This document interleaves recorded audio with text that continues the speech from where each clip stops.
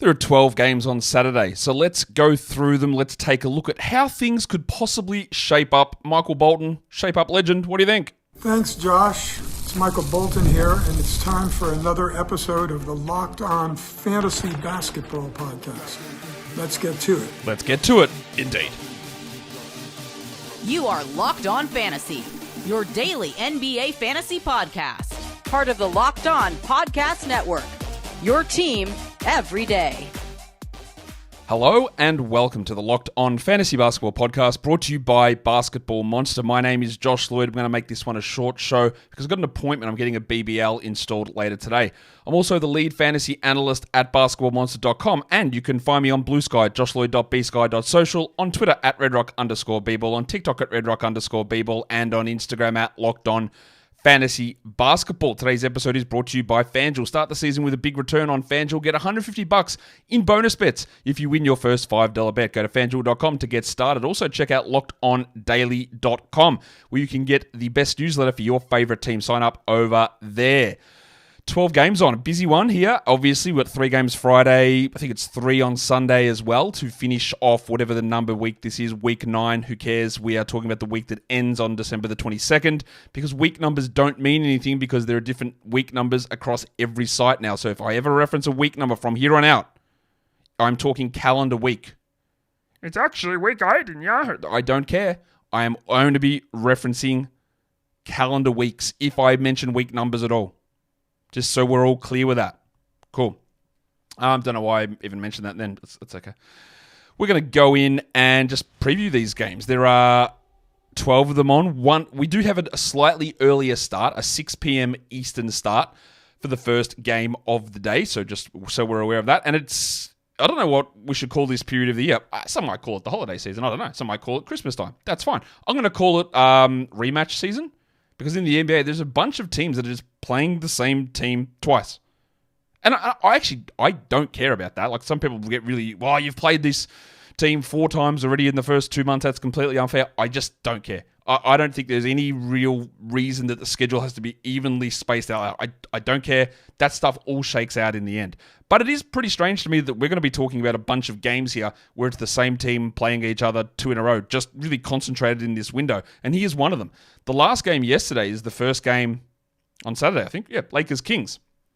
An early game. It's an afternoon game in Sacramento. The Kings are 5-point favorites here, even though they got smacked last time out by the Lakers. But that often happens when you're back-to-back with 2 teams. Often you split the games. That's a pretty standard thing that does tend to go down. The Lakers next week, in terms of the schedule here, unless a team plays Saturday, Sunday, and the Kings are one of those, I'm not going to say that the team plays Saturday because you know they play Saturday because that's what we're talking about here, Saturday. So the Lakers next week, week 10, go Monday, Wednesday, Saturday. The Kings do have the weekend back-to-back, one of only 2 teams that do that, but then next week it's a really bad week for them in terms of schedule.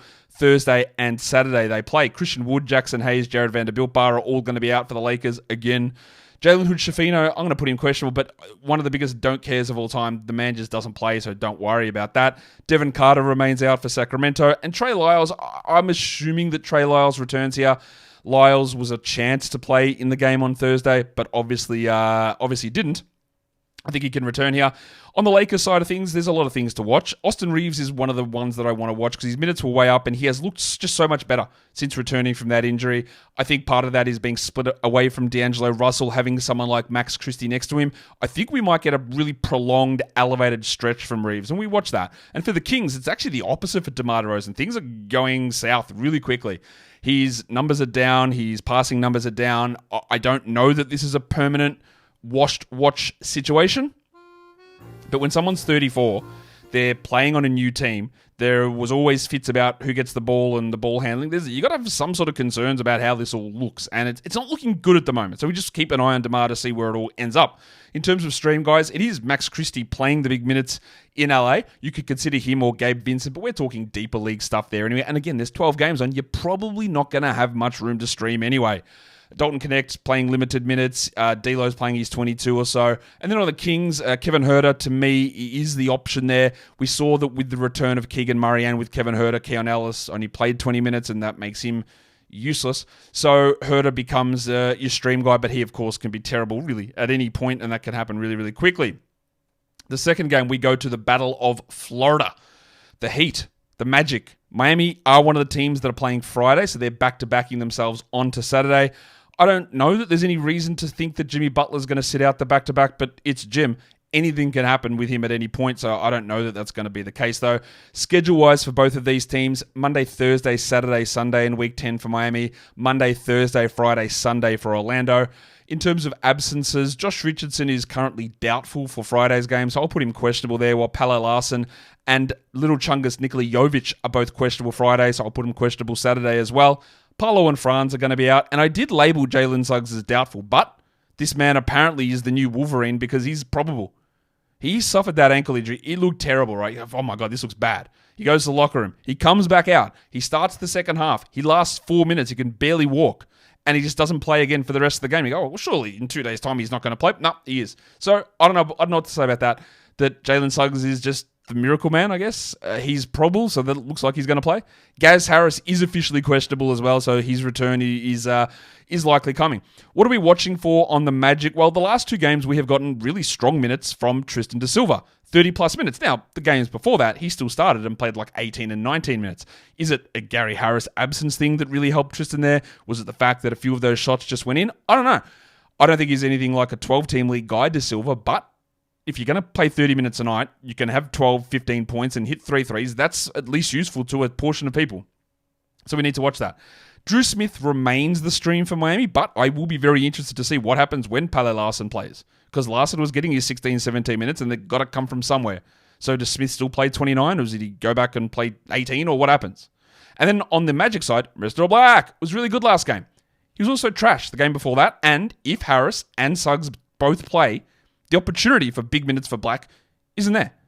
And we know he is wildly inconsistent. If Suggs was going to miss, I'd be all about trying Black out and seeing where we go over the next week and see how long Suggs is going to be out. But it looks like Suggs might miss literally 0 games. And that's not going to make it that interesting for him. So he goes back to just being that, like, I'll stream him in. Maybe we get some assists. Maybe we get the good game. Maybe we get the stinker. Don't know, but that does happen for him relatively often. The next game, the Memphis Grizzlies, fresh off a 51-point beatdown over the Golden State Warriors, going to take on the Atlanta Hawks in Atlanta. Both of these teams have 4 games in Week 10, Monday, Thursday, Friday, Sunday for Memphis, and Monday, Thursday, Saturday, Sunday for the Hawks. Vince Williams and Greg Jackson are going to be out. Vince got an update today. We're still 3 to 6 weeks away. It looks like he had a legitimate grade 3 ankle sprain, not like some of these other designations of Donovan Clingan's grade 2 MCL sprain or Desmond Bain's grade 3 ankle last season. We actually got a real grade 3, much like with Max Strus in Cleveland. So, yeah, Vince is out for a while. I don't know about Marcus Smart and Ja Morant, but what I can almost assure you is Ja Morant is going to appear on the injury report. He played only 17 minutes in that game against the Warriors. Smart missed the last game. I would say there is a decent shot that Morant does not play in this game. Jay Huff also listed questionable too. For the Hawks, it's just Onyeka Okongwu that's going to be out, and we'll talk about that in a sec. For the Grizzlies, I just want to keep watching Santi Aldama because it has been a wild, wild change in his game from where it was last season. Just go look at all his per 36 numbers, right? His assist rate, his rebound rate. Look at his free throw percentage. Look at his 2-point percentage. Look at his, did I say threes? Anyway, 2s, 3s, free throws. Every one of his shooting numbers are way up. His rebound rate per minute is up. His assist rate per minute is up. Everything's up, and he keeps doing it. And it's always, you always go, well, how does he find the minutes? How does he play 25? Well, the Grizzlies just bench guys or they blow teams out. There just always seems to be a way. And maybe he maintains 12-team value. It is distinctly possible. I took a long time to buy into all these things sticking. I'm still not fully there. I still don't know how do I believe that these things are going to hold, but they are, so that's cool. For the Hawks, DeAndre Hunter continuing to shoot unbelievably well, continuing to do very little in the other areas again, but the rebounds were nice in the last game, and he played huge minutes. Is that what's going to happen? Is he going to play 33 a night now, or is he going to go back to 29 and rely upon 58% shooting? Because that's an iffy player.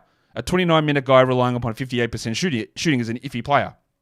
A guy playing 34 minutes a night, well, then you can suffer a shooting decline and still be useful. So we need to watch that. In terms of stream guys, it probably is Brandon Clark for Memphis, but his value has dropped with Zach Edey taking that starting spot. Not that Edey's playing 30 minutes, but there's probably value there. And of course, the stream in Atlanta is Larry Nance Jr. Now, I don't think that 31 minutes from Nance is anywhere close to an expectation, right? He was really, really strong in the last game. He also hit 83% from 3 to really boost what he did. And I believe that Quinn Snyder just rolled extra with Nance because like every shot was going in. So I think you're more likely to see 21 minutes or 22 minutes from Nance, which is fine. But but we've played the Larry Nance dance before, the Nance dance, eh? We've done it before. Oh, look at this, look at the per minute numbers. And he comes in and he plays 21 minutes. You go, oh, yeah, but he shot 65% on 3 shots. Yeah, like, it's fine. You absolutely can have a look at Larry Nance and you can stream him in, you can see what happens. But I also think that last game may have just been a little teasy, and it might not give us exactly what we're looking for. Would be my guess on that one at this point. We've got more games to talk about. Before we get there, though, today's episode is brought to you by Prize Picks. Prize Picks, of course, is the best way for you to play daily fantasy sports and get that real sports money action. Over 10 million members over on Prize Picks. It makes daily fantasy sports accessible to all. You just pick more or less on at least 2 players on their projections to win up to 1,000 times your cash. You can run your game all season long on Prize Picks, which is America's #1 daily fantasy sports app. Prize Picks also now offers MasterCard for quick and easy deposits into your account all the way through the season. Members are put first on Prize Picks. All withdrawals are fast and safe and secure, so when your picks hit, you can get your money into your account in as little as 15 minutes. PrizePicks also has an offer through the holiday season where they give away 2 free picks in December plus $30+ million in rewards during Pixmas. Yeah. Download the app today. Use the code LOCKEDONNBA to get $50 instantly after you play your first $5 lineup. No, notice that I said play, not win. After you play your first $5 lineup. Download the app today. Use the code LOCKEDONNBA to get $50 instantly after you play your first $5 lineup. PrizePicks, run your game. Today's episode is also brought to you by Rocket RX. 'Tis the season for you to boost your confidence and to take control in the bedroom. Rocket RX is here to provide you with that solution. Imagine that feeling of being just more prepared, having confidence in your little self to perform at your best. Rocket RX makes it simple and stress-free. Rocket RX offers FDA-approved treatments for erectile dysfunction at a lower cost than branded alternatives. You don't have to worry about going to the doctor or going to the pharmacy to pick up that medication. Whatever you get from Rocket RX is delivered to your door, and it's in discreet, plain packaging if that is something that matters to you. With Rocket RX, you get trusted care from a real US clinical team. A quick 100% online consultation is what you get, and then you can get your free prescription out of that. Visit Rocket RX today to get started now. It only takes 2 minutes, which... should I make a joke there? Maybe not. I probably won't. But it only takes 2 minutes to get them. And if you get the Rocket RX, maybe I will. Maybe you will not take longer than 2 minutes. Right now, our listeners can get 40% off your first order when you use Locked On NBA. That is rocketrx.com, code Locked On NBA for 40% off your first order. Terms and conditions apply. Rocket RX, better sex made simple. Okay, games, we've got them. Next one. Jazz Nets. Honestly, any Utah game that we get these days, I don't know what to expect. 140-point explosion, them getting smacked by 70, players squaring up to punch on. I don't know. I don't know. There's just something random that seems to happen every time they play. The Nets are 2-point favorites here at home. The Jazz go Monday, Thursday, Saturday. The Nets are a Monday, Thursday, Friday, Sunday team in Week 10. I've put all of the G League guys, or not G League, all of the rookies doubtful because I believe they're still down at the G League showcase. Cody Williams, Kyler Filipowski, and Isaiah Collier. So I don't think they're going to play for the Jazz, and they're important because some of them are bloody high draft picks, and I just don't think they're going to be available. Cam Thomas, Trendon Watford, Bojan Bogdanovic, and Zaire Williams are all going to be out for Brooklyn. So what I've been watching in Utah? Well, it's 3-on-5 legend Colin Sexton. Because why? Was it only because Jordan Clarkson decided he was going to be the new Jake Paul and try and punch out Mike Tyson? Is that why that Colin Sexton popped off last game? Was it because Detroit was terrible and coached horribly by JB Bickerstaff in that game? I don't know. Because let's be fair, Sexton's been terrible. And then last game he was great. So how do I read this? And against the Nets, there's a possibility that anything can happen. So we want to watch it. And for the Nets, I want to watch Jalen Wilson. You might say that's a weird one to watch. Well, I tell you what I think is going to happen. I don't think Keon Johnson's going to start. He played 8 minutes last game, and I think Jalen Wilson has a real shot to move into the starting lineup. Now, that is me plucking that straight from behind, but we'll find out. So that's why I want to watch Jalen Wilson. I want to see whether they pop him straight into that starting lineup, or is it Shake Milton, or do they just go back to whatever it is that Keon Johnson's allegedly providing them. In terms of stream guys, Jordan Clarkson is a stream guy. Someone left a comment, man, why would Jordan Clarkson be a stream? Well, because he's got the ability to pop off, he's got the ability to play 30 minutes, and he's rostered in under 40% of leagues. That's why. Is he a must roster guy? Absolutely not. He's a guy that you can have and you got to deal with the issues, but the ability to do that, like versus, hey, should I try Johnny Juzang? No, you shouldn't. But Jordan Clarkson is always going to be somewhat of a stream option for the Jazz. And then for the Nets, Ben Simmons is still under 40% rostered and he should not be. Ben Simmons is a must roster player until further notice. Just add Ben Simmons everywhere. I know you will find it distasteful. I don't care. He is a must roster player until further notice. The next game is Philadelphia and Cleveland, a weird one where both of these teams are playing on Friday and they're playing on Saturday, the double back-to-back. Philadelphia plays Monday, Wednesday, Saturday next week, whereas Cleveland only has 2 games, Monday and Friday. I really don't think that Joel Embiid is going to play in this game. He might. Well, I'm labeling Embiid as doubtful for Saturday under the assumption that he plays on Friday. So I think Embiid plays Friday, sits Saturday. As for Paul George, we heard in the offseason that he was going to sit back-to-backs. I'm not sure that he does. Honestly, they are so bad, and George doesn't have the problems that Embiid has. And part of the George sitting thing was like, hey, let's just try and keep him healthy, running for the playoffs without like any sort of prolonged injury problem. Well, they can't afford to do that. So I actually think that we might move into Paul George playing in the back-to-back, but I don't know that. Caleb Martin's been out for a while with a shoulder issue, so I'll put him as questionable here. He's out on Friday. Isaac Okoro is going to be out for Cleveland, and I'm going to put the winter soldier Max Strus there too. I don't know whether he plays Friday. If he does play Friday, I'd say there's no chance that Strus plays on Saturday, but if he is out on Friday, then Saturday looks like a logical spot for him to make his season debut. The stream guy, it is Andre Drummond to me, with Joel Embiid almost certainly not playing. But of course, if Drummond plays, then if Embiid plays, then we don't care about the big avocado. And then Karis LeVert is the guy in Cleveland. Isaac Okoro is out. That allows LeVert to be able to do more. Of course, he's a complete dice roll sort of a player anyway. It's not really a dice roll, it's a die roll. Because I'm only rolling one die in this scenario. So that's a phrase that's wrong.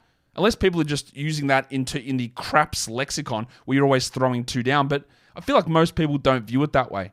We're talking about one singular die, aren't we? I don't know. How do you view it? When someone says, oh, that's a dice roll, do you think someone's chucking multiple dice down? Or am I incorrect? Now I'm double... Now, you know what? I've got to go check that. Pedantism, let's go.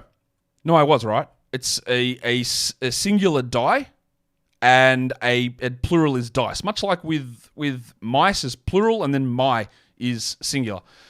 So there you go. It's a die roll, maybe. Who knows? Wow, that was a stupid tangent. Should we do the next game? But sounds like a good idea. It's the Knicks and the Pelicans. We're going down to New Orleans. For this one, the Knicks are unsurprisingly favorited. 8.5-point favorites here. The Knicks play Monday, Wednesday, Friday, Saturday in Week 10. The Pelicans are the other team apart from the Kings that have the weekend back-to-back. They've got a Saturday, Sunday, and then they play 2 games the week after, Monday, Friday. Mitchie Robinson's going to be out. We don't know about Josh the Hitman Hart. He missed the last game due to a personal issue. If he is out, we saw Precious Achiuwa start, and we saw Juice McBride get 29 minutes, and that meant that McBride was really useful, and Achiuwa less so, but still's okay. For the Pelicans, Ingram, Zion, Alvarado, I'm expecting all of those 3 players to be out. But remember, we think of the Pelicans as entirely beat up, and that's fair because Ingram and Zion are allegedly their 2 best players, but otherwise they're fine. Everyone else is there. So Tyson Makovich, who've been Daniel Tice dealing with a personal issue, I feel like that the personal issue is that there's a souring of the relationship and they brought him in, now they don't want to play him. He's like, what's going on here? So I feel like maybe that's some of it, but I don't know, that's speculation from me, so I'm not really sure what's going on with Daniel Tice. I hope everything's okay with him and his family. And Makovich dealing with a neck issue, meaning you're getting guys like Trey Jemison playing those backup minutes in New Orleans. And yeah, he plays for the Pelicans. What are we looking for here? Jalen Brunson I want to watch on the Knicks. Why? Because last game, yeah, they were cooking the Wolves, but he played 29 minutes. And he's had multiple foot and ankle problems all through the season. So watching to see exactly how they utilize him, I think is going to be really interesting because, 38 minutes of Brunson pushes top 20. 34, well, yeah, it's not as exciting. So that's something to watch. On the Pelicans, I think CJ, I think he might be washed. He just doesn't look good. Now, he has proven me wrong many times by me saying, I don't think CJ is that good. Cool, Josh, I'm going to average 1.2 blocks and shoot 49% from 3. Okay, sick. CJ is struggling with his free throws. All right, Josh, 89% now, and then the next year he goes back to 62. But it's continually just like all over the shot with him. So I don't know. I honestly, he should be the player that comes off the bench when they get healthy, but he won't because, he's CJ McCollum. But I want to see if we get some signs of life here. In terms of stream, guys, Precious Achiuwa probably is the stream, but McBride could easily fit that mark, although he's rostered in quite a few more leagues.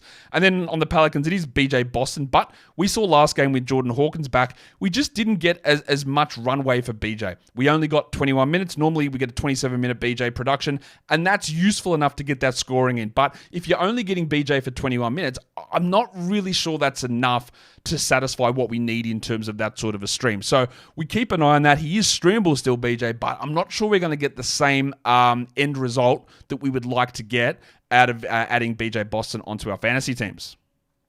We'll come back and talk about the other games in a sec, but today's episode is also brought to you by FanDuel Sportsbook. Tackle all of the NFL action with FanDuel, America's #1 sportsbook. Right now, if you bet $5 and win your first $5 bet, FanDuel will give you $150 in bonus bets. The FanDuel Sportsbook app is everything that you need to place your live bets on the NFL. All the live stats updating, all the live play-by-play, all in the same place that you place your live bets. That's the same for any sport, I'm guessing, but this is really targeted towards the NFL. And we've got NFL weekend, college football playoff all coming up across this weekend as well. So go to FanDuel.com. You can join today and get that $150 in bonus bets if you win your first $5 bet. Go to FanDuel.com. Never waste a hunch and make every moment more with FanDuel. And don't forget to gamble responsibly. Okay. Let's go through the next group of games here, the Wizards and the Bucks. Milwaukee is playing on Friday, and after we recorded the preview show for Friday's games, it was announced that Damian Lillard was going to sit out that game, so just keep an eye on that one. Schedule-wise, both teams are Monday, Thursday, Saturdays next week. I don't know whether Kyle Kuzma is going to return from whatever this rib sprain nonsense is. It's been a terrible season from Kuzma. He's a terribly annoying player. But his return just junks everything up. We'll see whether he's back or not. I'm going to just comfortably assume that Chris Middleton doesn't play here. He's currently listed probable for Friday with an illness. I think he plays Friday and sits Saturday. I also think it's more than likely that Dame Lillard plays on Saturday. I just think that it was the first game of a back-to-back. He'd gone extra hard through the NBA Cup situation into the finals, so they gave him the Friday off. Don't be shocked. It's against the Wizards. Don't be shocked if Giannis sits this game as well. He's playing. Giannis is probable on Friday, so I'll put him probable Saturday, but I wouldn't be surprised if Middleton is out Saturday, Lillard returns, and Giannis is out. So I wouldn't be shocked at that. Last game for Washington, we got big minutes, or big production actually, from Malcolm Brogdon, which is everything you need from a team that is rebuilding and trying to retool things, getting big Brogdon minutes for the 10 games that he plays. So we'll see. Do they slide Malcolm Brogdon into the starting lineup and move Bub Carrington to the bench like they did a few weeks ago? I think it's possible. So we'll see what they do. I want to watch it. I think we add Brogdon for now and then we cut bait later on, much like Ben Simmons. You feel like the body's going to fall apart at any point, but just do it for now and then move on later on. The Bucks are on a back-to-back, like I said, and for the Wizards, I think Justin Champagnie probably is streaming, but at any point, Passion Pop might do nothing. Now, he already lost 8 minutes last game from the 35 he was playing, with Kispert and George returning, and there is still Kuzma to come back. So I don't really think that Champagnie is going to be able to maintain rest of season value from here on out, but streaming-wise, we just hold until that actually just does die off. In terms of the Bucks, probably Taurean Prince, Bobby Portis if he's there, because we might have both Middleton and Giannis sitting, which opens up tons for other people, as I'm sure you would be well aware. The Golden State Warriors and the Minnesota Timberwolves. The Warriors obviously need to bounce back after getting cooked in the last one. The Wolves are 4-point favorites. By the way, the Wolves also got cooked in their last game. The Monday, Wednesday, Friday, Saturday is the Warriors' Week 10 schedule. The Wolves are a Monday, Wednesday, Friday, Sunday. And injury-wise, there's only two guys that I think are going to be listed here. One is Moses Moody dealing with a knee problem. So I'll put him questionable, closer to doubtful. Doesn't look like he'll play. And then Joe Ingles with the calf strain. He's just probably not going to play. He would get 0 minutes anyway. And Moody might get 0 minutes as well. But who knows with what Steve Kerr has been doing. What am I watching on the Warriors? Well, John Kuminga. I'm not watching John Kuminga because I want to watch good basketball. I'm watching John Kuminga to see what the role is. He was benched last game. We didn't get the graphic from Shams this time, but he was benched and they put Draymond Green back in. So is that the lineup that stays for the foreseeable future? I don't know. What I do know is unless I get 30 plus minutes of John Kuminga, he's not a 12-team guy. A 26-minute Kuminga is not enough. 31? Probably is. So if I've got him, I hold for now, but now things get confusing. It gets interesting. Looney, Green. The only two guys I know are going to start, I'll say three, is Wiggins, Schroeder, and Curry. The others, Looney, Jackson Davis, Green, Kuminga, Hield, Pajemski, although I don't think Pod's anywhere close to starting, but he played well last game, so who knows? There's no certainty with any of this stuff. And with the Wolves, it's Naz Reid. Bro's been terrible.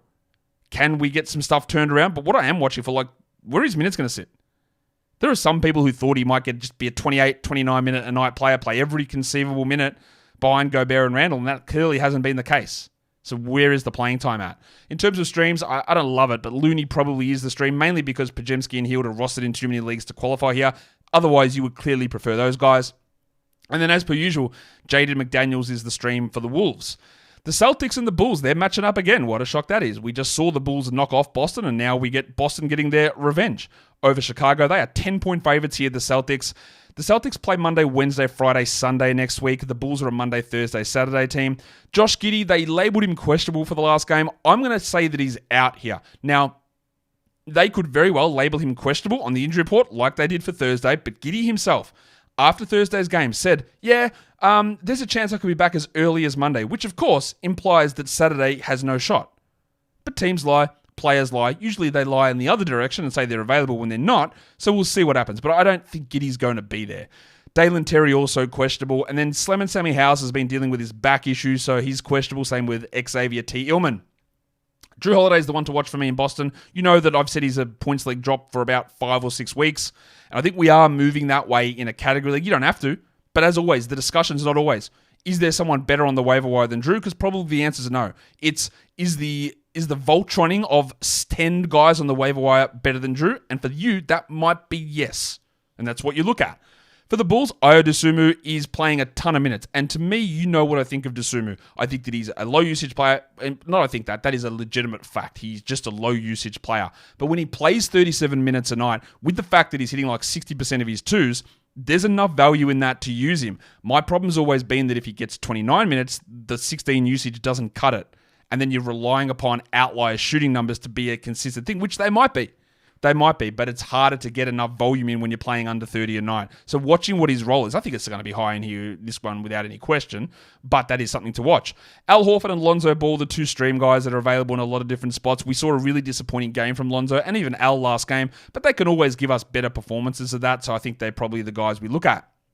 Another repeat performance game, Clippers and the Mavs. We saw this one the other day. There was no Luka, no Kyrie available for Dallas. In terms of schedule, the Clippers go Monday, Friday next week. Dallas plays 4, Monday, Wednesday, Friday, Saturday. Kawhi, Mann, Kobe Brown are all going to be out, I'm guessing, for the Clippers. Dante Exum is out for Dallas. Jaden Hardy, Kyrie Irving, and Luka Doncic are the question marks on the Mavericks. I do think that we get, I think Kyrie plays. Luka, I don't know. I honestly, I'm not sure where we're at with this. There's a chance he doesn't, but I'm really not sure. For the Clippers, Chris Dunn was ejected in the last game. He's still remaining a nice steals stream guy, and we just keep watching where the minutes go. And then same as on Dallas, because Derek Lively is playing 30 a night.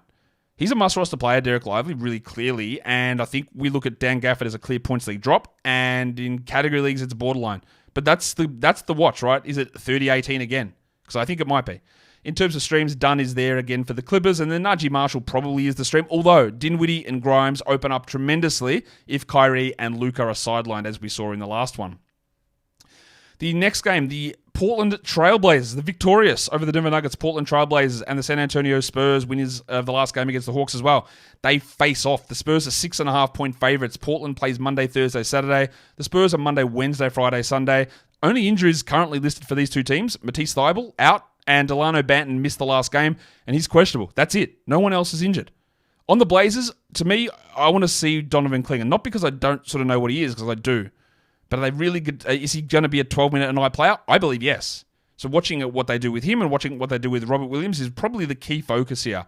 For the Spurs, Devin Vassell started last game, and I'm 100% certain he will keep starting. But to me, it's now what happens. Is he a 34-minute a night player?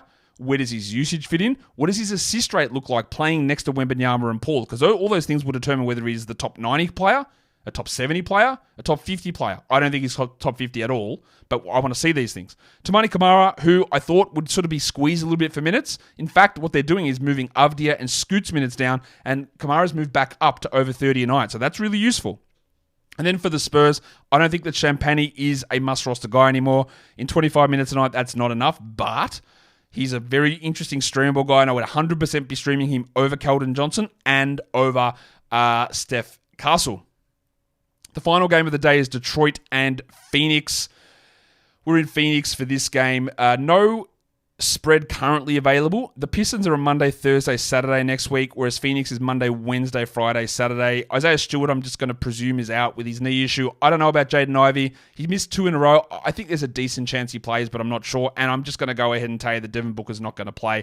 That is not official at this stage. I can go and have a look to see whether there has been any official pronouncement of Devin Booker's status. There has not. By the way, what we did get, though, is that Ja Morant got labeled as doubtful. That is not a shock for me at all. So if you wanted to stream Scott Pippen, you can, but there's also 12 games on.